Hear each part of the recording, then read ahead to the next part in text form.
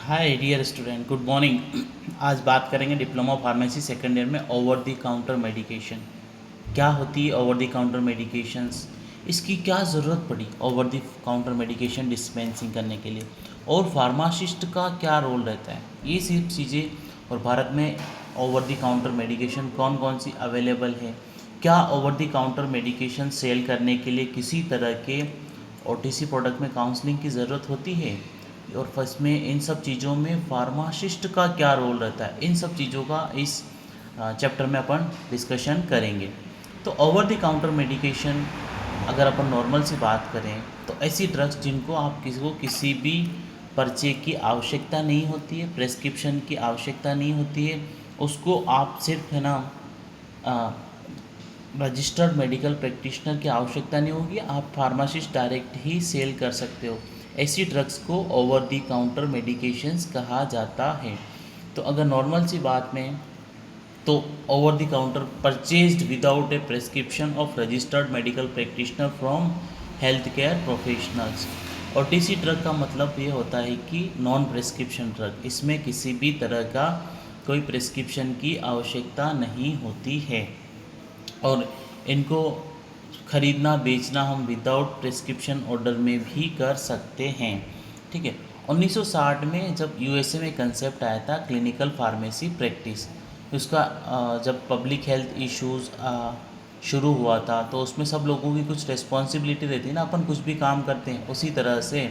तो अमेरिका ने भी इस तरह का डिस्कशन लिया, उसमें कुछ सुधार किए, कुछ अपडेट्स हुए। 1969 में उन्होंने फर्स्ट फार्मासिस्ट कंसिडरेशन किया था, जिसमें कुछ प्रपोज ड्रग्स थे जो क्या है कि विदाउट है ना आप प्रिस्क्रिप्शन की मदद से सेल कर सकते। वो कौन से थे, जैसे कि आपका माउथ वाश जो आता है ना, गार्गल्स करते हैं जिंजिवाइटिस के लिए, तो वो था। पोविडोनाइडोन एंटीसेप्टिक और डिसइंफेक्टेंट था। पोर्ट्राइमोक्साजोल जो क्रीम आती है एंटी फंगल और डस्टिंग पाउडर, वो थे। डेक्स्ट्रोमिथोर्फोन हाइड्रोब्रोमाइड लोजिंग्स थे, कफ में काम में लेते हैं। डाइफेन हाइड्रामाइन कैप्सूल्स थे जो एंटी हिस्टामिनिक या एंटी एलर्जी कहा जाता है। फिर आपके डाइक्लोफेनिक ऑइंटमेंट क्रीम्स जेल थे, एनाल्जेसिक। पैरासीटामोल एंटीपायरेटिक जो फीवर में काम में लिया जाता है। फिर सोडियम क्लोराइड नसल स्प्रे जो कि नसल डीकंजेस्टेंट में काम में लिया जाता है। फिर आपका ऑक्सीमेटाजोलिन नसल सॉल्यूशन नसल डीकंजेस्टेंट के लिए। कीटोकोनाजोल शैम्पूज जो आते हैं ना एंटी ड्रग के लिए। तो ये सारी ड्रग्स क्या है कि आप ओटीसी हैं, इनको आप विदाउट प्रेस्क्रिप्शन सेल कर सकते हो। जैसे बेंजाइल पेरोक्साइड जो एंटीबैक्टीरियल एक्नी के लिए काम में लेते हैं ना, कील मुहासों के लिए। उसके बाद में केलामाइन लोशंस हो गया, एंटीसेप्टिक ही है वो। फिर डल्कोफ्लेक्स जो टेबलेट आती है लेक्जेटी परगेटिस में, वो।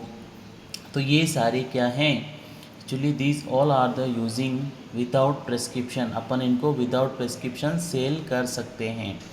Need and role of pharmacist in OTC medication dispensing, क्या फार्मासिस्ट का रोल रहता है, किस इसकी क्यों ज़रूरत पड़ी। तो need of pharmacist in OTC medication dispensing, the pharmacist should drug related information while dispensing OTC drug.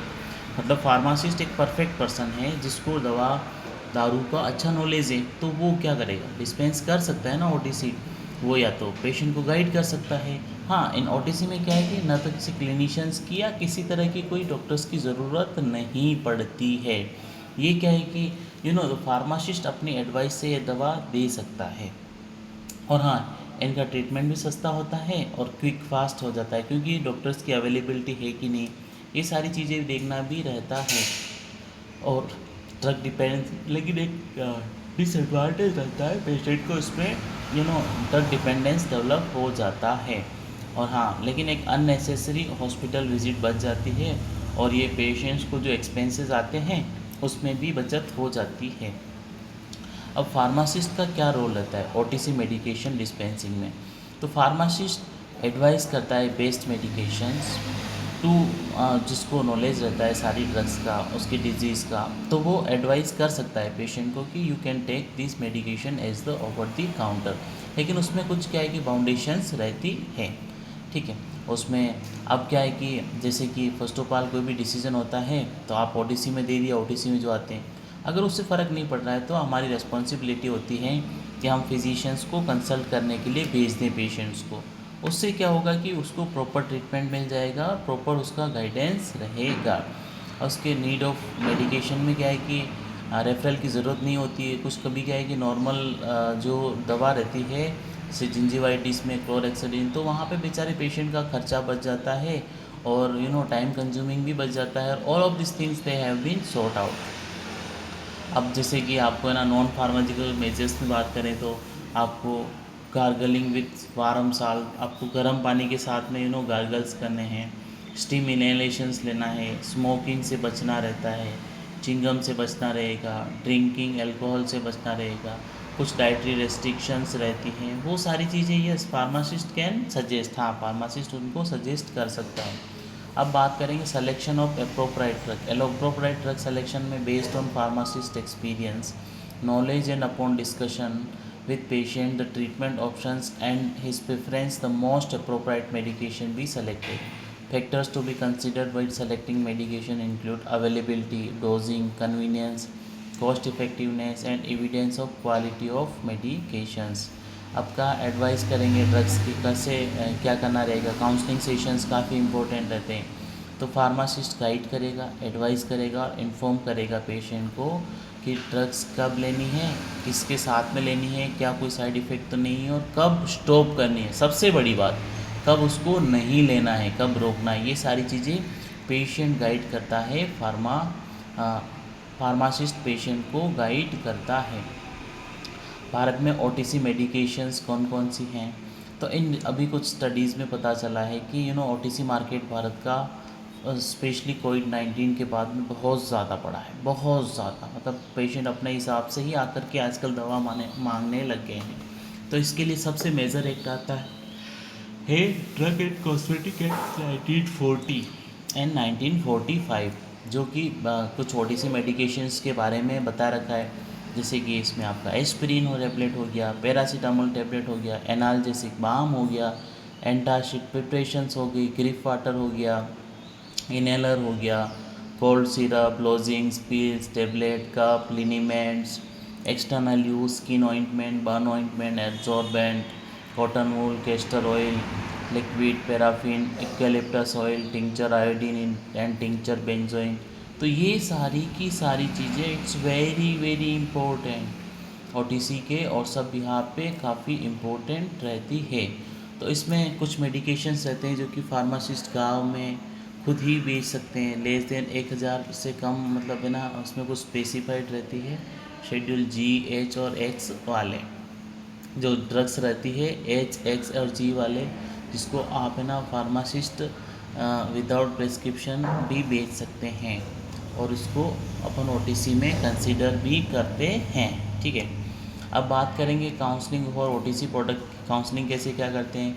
तो आपको क्या करना है कि आपको पोटेंशियल एडवर्स इफेक्ट जो आते हैं आपकी ड्रग्स के, you have to inform the patient. उसके बाद में आपको इंटरेक्शंस करना रहेगा, फूड मटेरियल कंज्यूम्स जो रह रहे हैं उनके बारे में बताना रहेगा, patient use of products carried both benefits and risk उसके बारे में बताना रहेगा।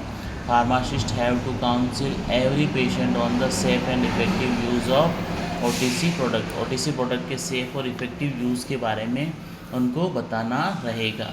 Pharmacist must counsel the patient adequately at least following two things. Pharmacist should never forget to tell the patient contact physicians. मतलब फार्मासिस्ट को पेशेंट को बताना रहेगा कि अगर कोई भी किसी तरह का इश्यूज़ आता है तो आप है ना तुरंत अपने फिजिशियन से मिल लीजिए। ठीक है, उसके बाद में कुछ स्पेसिफिक इंस्ट्रक्शंस रहते हैं ओटीसी प्रोडक्ट के, तो we have to provide to the patients. उसके बाद में जैसे commonly use medication counselling tips में कॉमन कोल्ड की बात करें तो उसमें आपका नजल कंजेशन होगा, सिम्टम्स हैं तो नसल स्टिफनेस, नाक का टाइट पड़ जाएगा, फीवर होगा, पेन्स आएगा, कफिंग होगी, रनिंग नोज होगा और स्नीचिंग होगी। तो उसमें आप नसल डीकंजेस्टेंट दे सकते हैं, एंटीहिस्टामिन्स दे देंगे, एनाल्जेसिक्स देंगे और एंटीपायरेटिक्स और एंटीटूसिव्स देंगे।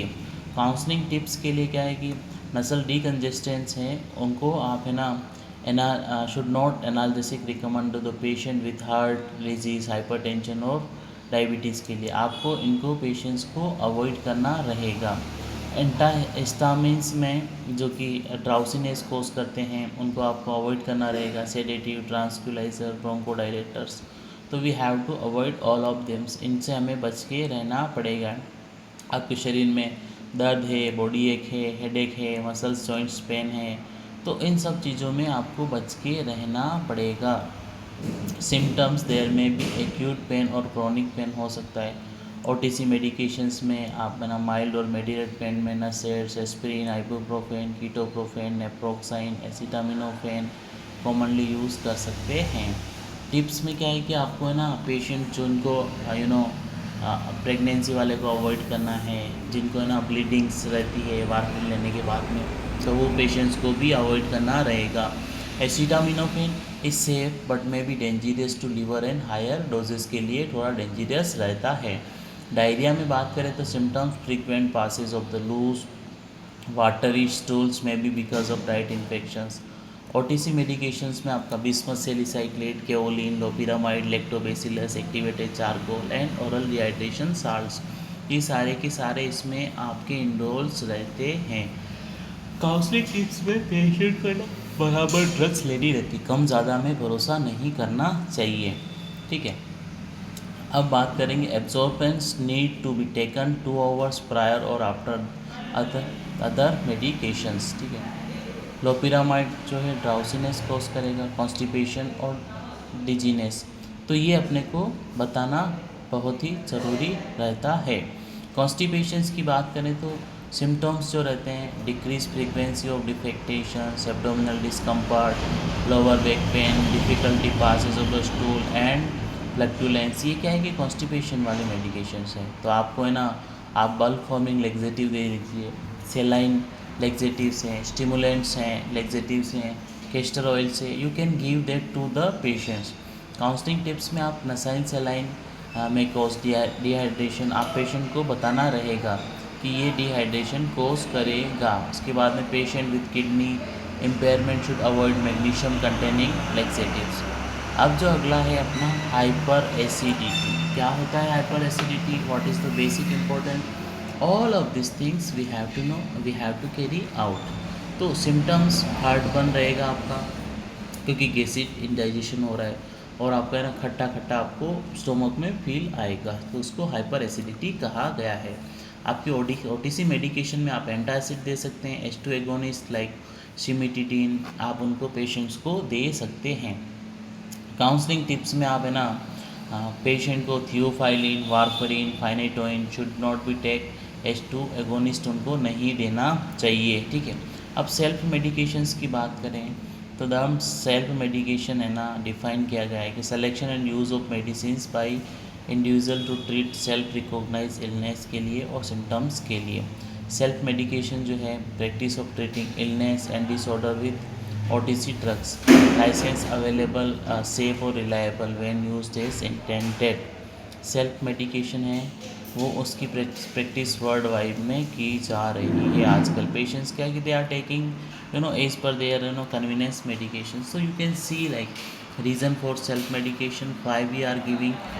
तो रीज़न फॉर सेल्फ मेडिकेशंस में आपका इम्प्रूव एजुकेशन बढ़ाने के लिए, कंज्यूमरिज्म के लिए, सोसाइटल लाइफ स्टाइल्स के लिए, कन्वीनियंस के लिए, perception of simplicity of ailments में, health care cost, previous use, familiarity considered as safe, तो ये सारे रीजंस रहते हैं when we are the giving this medications, self medications के लिए। तो we have some limitations also for this. So what is the basic limitations? So in case of self medication, proper diagnosis of disease is not possible, so proper treatment is always not done.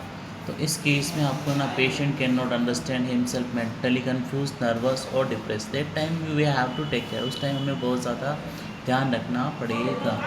तो leading to the wrong diagnosis and wrong prescription which में इंडेरिस patient की life के लिए खतरनाक हो सकती है। ठीक है।